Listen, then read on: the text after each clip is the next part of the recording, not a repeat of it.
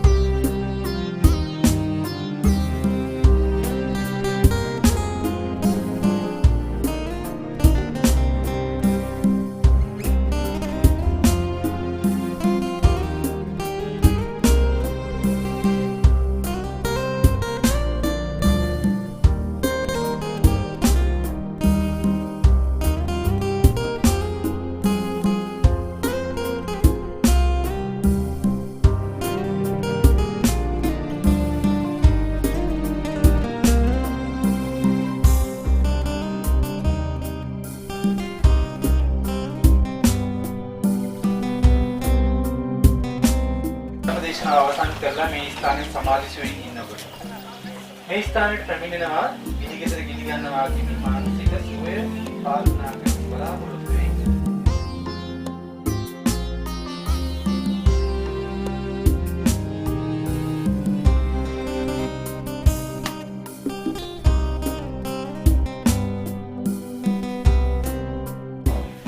ඒ ස්ථානේ තමයි අපි දැන් මේ ඉන්නේ.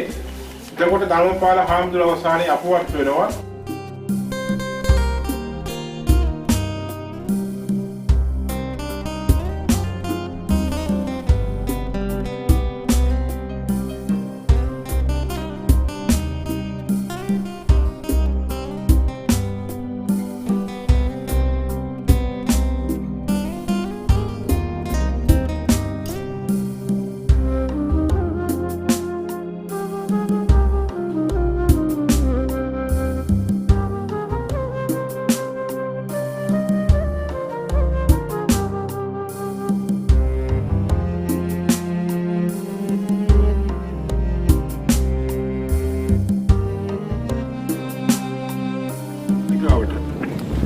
එතකොට නම් කොට්ටේ පේනවා මේ මාලිගාවක් මේ වගේ නේද?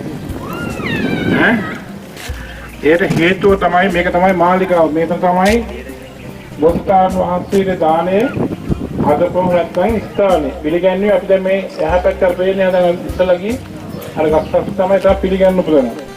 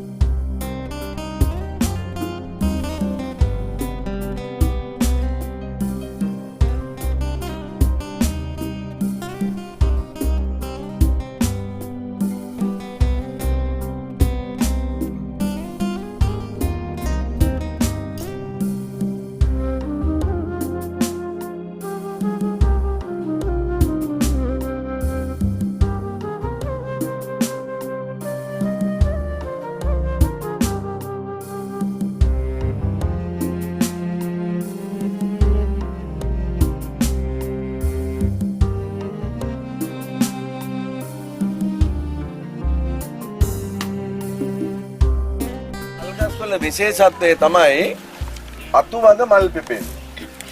කහ පාට පොඩි මලක් හට ගන්නවා පොකුරු මල් හැටියට. මල එක්තර හොඳ සුවඳවත් බවක් නැහැ.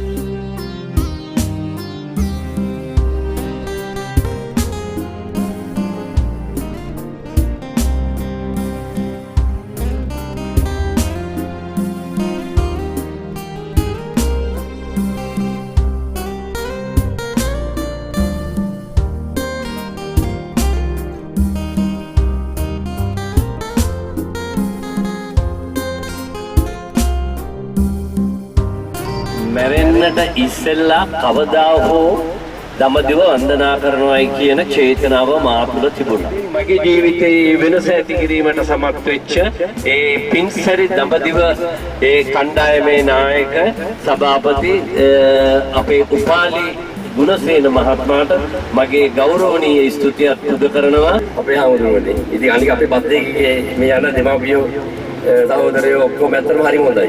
ඔබ රියදු මහත්තයාගේ සහායකයා වුණත් අපිට වියලා පියලා කන්න බොන්න දුන්න ඒ අපේ සහෝදරයෝ ටික ඔක්කොම මට හරියට දැලුවා තමයි. ඉතින් ඒක කරපු පිනක් වෙන්න පුළුවන් ඉස්සෙල්ලා.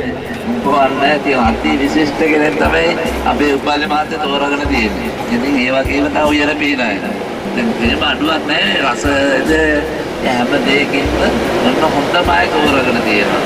ඒ වගේම ඩ්‍රයිවර්ලා ඉතින් අපේ ආවස්සේ අපලක් කිව්වා අඬා කිව්වා එළි වෙනකන් යනවනේ. ඉතින් අර එක දිගට යනවා අපි ඔක්කොම නේද? නේද? ඒත් අපිව ආරක්ෂා කරන ආවනේ. කොච්චරවත් ඒ ගෝලියෝ ටිකත් ඒ වගේ ආදරය.